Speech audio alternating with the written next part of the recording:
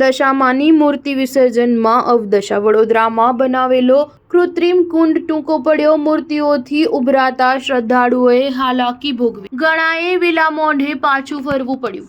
વડોદરામાં દશામાના વ્રતના 10 દિવસ પૂર્ણ થતાં આજે વહેલી સવારથી દશામાની મૂર્તિનું વિસર્જન કરવામાં આવી રહ્યું છે. વિસર્જન દરમિયાન વડોદરા કોર્પોરેશન દ્વારા યોગ્ય વ્યવસ્થા ન કરાતા શ્રદ્ધાળુઓની આસ્થા સાથ રમતા આવી હોય તેવી દૃશ્યો સામે આવ્યા છે. શહેરમાં 3 તળાવ પાસે મૂર્તિ વિસર્જન કરવા બનાવવામાં આવેલા કૃત્રિમ કુંડમાં જગ્યા જ નથી. કૃત્રિમ કુંડની ક્ષમતા કરતાં મૂર્તિઓ વધુ આવી જતા કેટલાક શ્રદ્ધાળુઓએ પાલિકા સામે રોષ ઠાલવ્યો હતો અને મૂર્તિ પરત લઈ ગયા હતા. માંજલપુરમાં બનાવેલો કૃત્રિમ કુંડ દશામાની મૂર્તિથી ઉભરાઈ ગયો હતો. મૂર્તિના થપ્પા લાગી જતા શ્રદ્ધાળુઓને હાલાકી ભોગવવાનો વારો આવ્યો છે. આ અંગે વિસર્જન કરવા ગયેલ અને સામાજિક આગેવાન અતુલ ગામેચીએ જણાવ્યું હતું કે આજે 10 દિવસ બાદ મા દશામાનું વિસર્જન કરવામાં આવી રહ્યું છે. પાલિકાએ ગોરવા,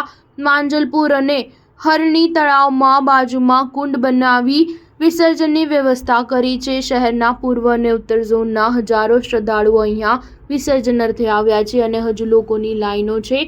આ કુંડ ભરાઈ ગયો છે. પાણી કરતાં ઉપર મૂર્તિઓ આવી ગઈ છે. અહીં મૂર્તિઓના થપ્પા લાગ્યા છે. ત્યારે પાલિકા ફરી એકવાર આયોજનમાં નિષ્ફળ રહી છે.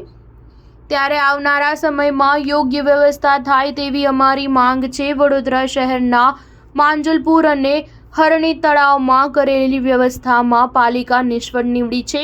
પહેલેથી જ ખબર છે કે હજારોની સંખ્યામાં દશામાની મૂર્તિઓનું સ્થાપન થાય છે, તો પછી યોગ્ય વ્યવસ્થા શા માટે નહીં? શા માટે લોકોની આસ્થા સાથે રમત? કેપેસિટી કરતાં વધુ મૂર્તિઓ આવતા પાલિકાની પોલ ખુલ્લી પડી છે. આવા અનેક સવાલો ઊભા થઈ રહ્યા છે. સ્ટાર ન્યૂઝ 7 હંમેશા સચ્ચાઈની સાથે.